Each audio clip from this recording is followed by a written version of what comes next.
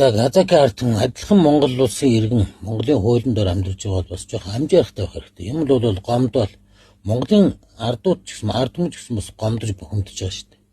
Тэгэл тэр их хурлын гишүүнийг янз бүрээр хэлээд алан хэдэн янган манхан гэл нэр төрдөнд доромжлол тийм баталгаа байхгүй шүү дээ. Тэр янган байсан үг.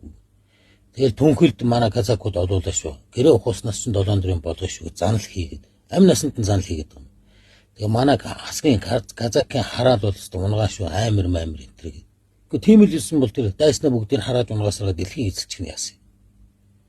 Тэгэл Монгол улсын иргэн хүн байж Монголын танк нь бензин шатхуунгүй гуун сумгүй ээж энтэр гээд дормжлоод энэ олон нийтийн дэлхийгээр цацагддаг фэйсбүүкээр ингэж их орныхын зэвсэг түвшнийг дормжиж болохгүй.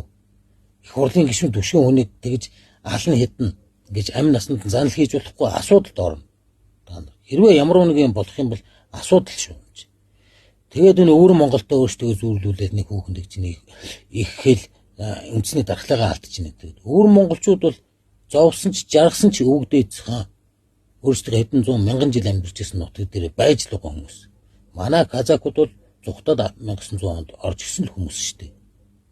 Тэр өвгдөөцхэн газар нутаг амьдарч ирсэн газар нутгаа хаяад ариу бунхнаа хаяад тэгээ Монголд ирээд одоо зүгээр бөөн бунхан ойр авхан бүх аймаг сумдыг бунхнаар дарлаа шүү дээ.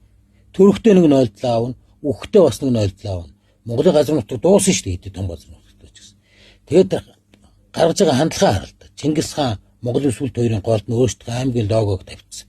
Тэгээ хоёр улсын хилцээр хийж байгаа том дэлхийн нийтийн асуудал шиг ингээд ширээний ард цугц том юм яриад ингээд казакаар яриад л. Ингэж болохгүй шүү дээ. Энэ дээр ч Монголын ард түмэн бохимдож гомдох нь бас бидний эрх байгаа шүү дээ. Ийм байж болохгүй. Ард чинь тэр том Казакстан улс байгаа ч гэсэн эцээ та нар Монголдо төрсэн монгол хүмүүс үсттэй.